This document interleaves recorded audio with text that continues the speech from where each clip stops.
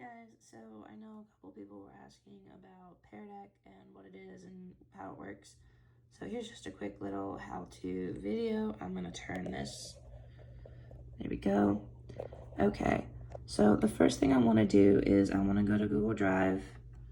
Okay, make sure you're in your school account, and you're gonna want to open up any of sorry, got distracted. You're going to want to open up a PowerPoint presentation or a new PowerPoint presentation, whichever you prefer to do. So, of course, open with Google Slides. And when you get there, you want to go to add-ons. And it's here for mine, but you guys need to go to get add-ons, and it's going to pop up this screen. Type in the search box, Pear Deck, 2 words. And it'll look something like this, and you're gonna want to install it. Once it's installed, then you go to add-ons, and it'll be that one right there. Then you're gonna wanna open up the Pear Deck add-ons. Okay, and when you open up the Pear Deck add-ons, you get this bar over here. It's almost as if the bar like you would get when you're searching for images. And it allows you to get different types of questions you can ask the students. They even have templates in here. But much like you guys, I prefer to make my own. And the way it works is, let's say I wanted to ask a text question. I click on here, okay, and it's gonna integrate a text box into my Pear Deck. So when I go to present it, it is gonna pop up on the screen for the kids to type. However, I still gotta type my question into my slide so the kids know what the question is. All right, and it works the same for the choice option, so multiple choice. If you wanted them to pop a number in there, the draggable one is really cool. So you have to have one of their draggable options. So you go here, and they give you all of these different options to drag from.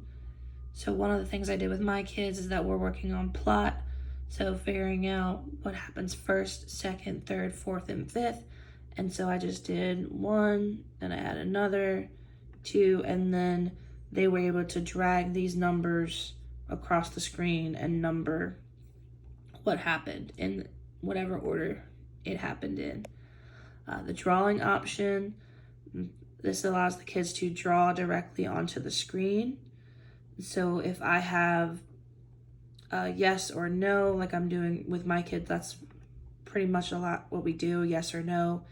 So I have a yes on the screen and a no. They can circle yes or no. This is also fun for the SEL activities. So one of my favorite SELs is, which Disney villain are you? And the kids circle which Disney villain they're feeling like today. Another thing that is really useful, especially with asynchronous work, is going to be the add audio.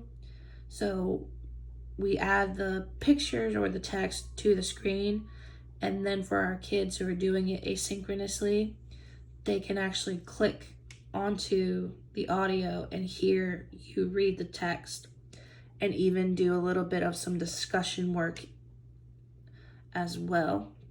And there's some other stuff down here. There is a helpful how Pear Deck works.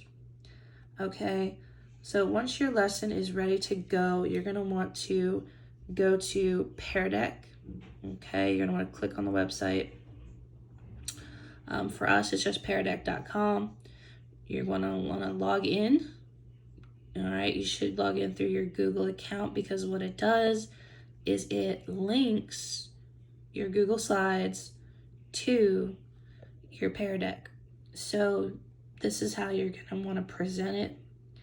Let me just show you guys one of mine for, let's do day 3 and 4, chapter 1 of Like Water for Chocolate. Okay, so for asynchronous work, you want to start the student paste. So you click student paste. It's going to launch the presentation. However, the kids can't get into it if they don't have the link. So you're going to want to copy the link and email it and or drop it in your Google Classroom. You can also just directly share it to your Google Classroom. And then you can go to your teacher dashboard. So what this does is it lets you see what the kids are doing. So if you know that Johnny is going to do his work at 8 o'clock tonight, you don't need to sit there and watch the whole thing. But I know one of my kids does hers at 5 o'clock. So if I want to see what she's up to, I can go in here and I can see all the responses that the kids are doing. Okay, and this is, if you guys can see it down here, is what it looks like on the kids screen. So we have a multiple choice option there, and you see the questions on the screen, and then their options are on the other side. And that's what the text box is going to look like as well. I don't often use the text box, but you can see one of the examples I did for a do now. Okay, and so let's just say that I have other classes to teach, which is what often happens, and I don't want to close this session out because I know the kids are going to work with it asynchronously. So I just make sure they have the link in the Google Classroom. I hit end, and then I leave and allow students to keep working. Usually I keep it open for about 24 hours. Okay, and then I can go back when I know that Susie or Sally have finished their work. I can click here, and of course this one says 0, but let me show you guys one that I know doesn't have 0, so you can see. This one should be the one. Okay, here. This is from one of my live sessions that we did on Friday. So I had 2 students.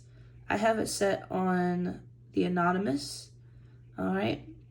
But I even asked them their mood.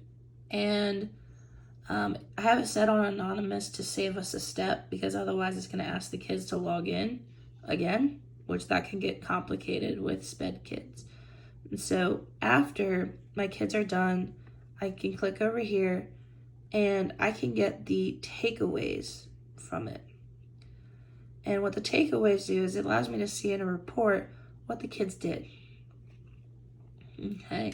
You can also do the same thing with the teacher dashboard, because the takeaways right now is downloading an Excel file, and sometimes that data can be a little bit meta, to put it in Lucas terms. So just give it some time, but I'm gonna go ahead and skip that part for now if my computer wants to work. There we go. Okay. And so let me just go back to that session so you guys can see another way to look at it. Okay, that is the wrong one. Let's look here. All right, this was Friday. I had 1 person do it. So I can also pull up this dashboard again, and I can go in and see what they did. So you guys can see some of the results of what it looks like when the kids do it. Okay, and so one of my kids decided to draw on my screen. That was my fault for leaving it on there. Okay, so I can see they didn't answer this question. Okay, they didn't answer this question either. So now we have more data on the student that they are just clicking and opening it and leaving it there and not answering any of the questions, which for us is a bigger problem, which means now I have to make a call to the parents.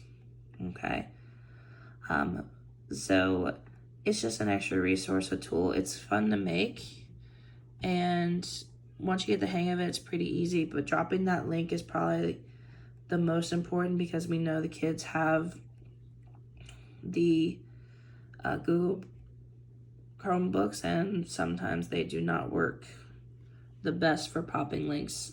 So I always put it in the Google Classroom. And just to give you guys a little bit of some reference to that, this is what it looks like. So here's my 10th graders, their classwork. Okay, I just finished up with this today. That one doesn't have the link. This one does. Okay, so this is just something that I do. And you can see that there's directions here and then the link telling them to go to the makeup work so they don't have to punch in a code. Okay, so I hope this helps. Let me know if you guys have any questions.